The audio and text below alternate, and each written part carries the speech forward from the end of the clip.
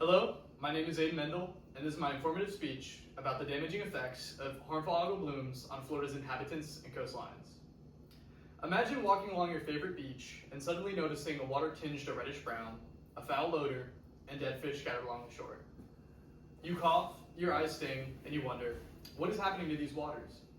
Whether you live in Florida, vacation here, or cherish its beaches, waterways, or marine life, the health of Florida's coastal and aquatic ecosystems directly affects you through recreation, economy, health, and environment. Today we explore three key dimensions of harmful algal blooms in Florida: what HABs are and how they develop, their impact on human health and communities, and their ecological and economic consequences for coastlines and wildlife. First, let's examine what harmful algal blooms are and why they occur.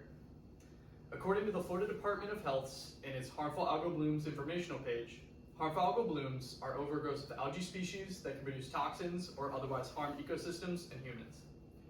Algae blooms occur naturally when conditions are favorable, such as water temperatures, sunlight, and stable water bodies, and human contributions such as nutrient runoff from agriculture, wastewater, and urban landscapes exacerbate blooms. In an article by the Florida Sea Grant entitled Harmful Algal Blooms, bloom forming are a part of Florida's abundant water systems, but when dozens of species begin rapid growth, some produce toxins or disrupt ecosystems. So there are two types of HABs in Florida. In saline and coastal waters, K. brevis causes red tide, which produces potent neurotoxins called brevetoxins. In freshwater or brackish systems, cyanobacteria or blue-green algae create blooms producing cyanotoxins that threaten lakes, rivers, and estuaries. Next, I will tell you how these blooms affect human health and communities. According to the UCF News article, UCF is leading a study to understand health impacts of algal blooms. Researchers have found that residents and visitors exposed to HABs report symptoms like dry cough, wheezing, nausea, and abdominal pain. The aerolized toxins from red tide can irritate respiratory systems like the eyes, nose, and throat, especially among those with asthma or other lung conditions. Cyanotoxin from freshwater blooms can cause skin rash, stomach cramps, nausea, or vomiting if people or pets ingest or come into contact with contaminated water.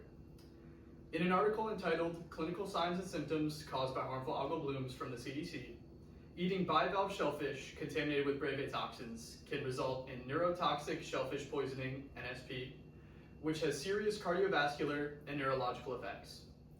NSP can affect your cardiovascular system with conditions ranging from hypertension, hypotension, and arrhythmia, and NSP can also affect your neurological system with conditions ranging from enhanced or reversed hot and cold sensations, paresthesia of the lips, tongue, and throat, and even temporary paralysis.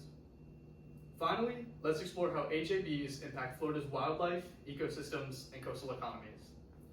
According to NOAA's Gulf of America harmful algal blooms, the red tide caused by K. brevis kill fish, turtles, birds, and marine mammals, which toxins can accumulate in shellfish and lead to prolonged closures. Manatees are especially vulnerable as they can inhale brevetoxins or ingest them through contaminated seagrass. These unfortunate circumstances led to the death of over 150 manatees in a 1996 red tide event.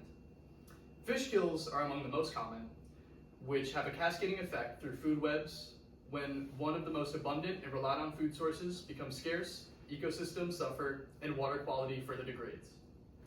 In an article in the Florida HAB's FAU, Center for Disease and Control for Human Health, they note that treating contaminated water and cleaning up beaches or waterways can be costly, especially during massive or prolonged bloom events. Tourism also declines when beaches smell foul and discolored, and they occur when dead fish wash up on the shore. Thus, visitors avoid these affected areas.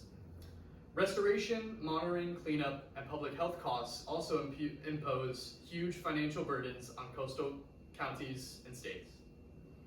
In conclusion, HABs can have a debilitating effect on human health, communities, and public welfare. Their ecological damage poses a serious threat to Florida's economy and coastlines. Harmful algal blooms present a complex challenge for Florida's ecosystem, economy, and public health. While they are naturally occurring phenomenon, human activities such as nutrient pollution and climate change have exacerbated these conditions. Understanding the causes and consequences of HABs allows scientists, policymakers, and communities to make informed decisions that protect both environmental and human well-being. Thank you.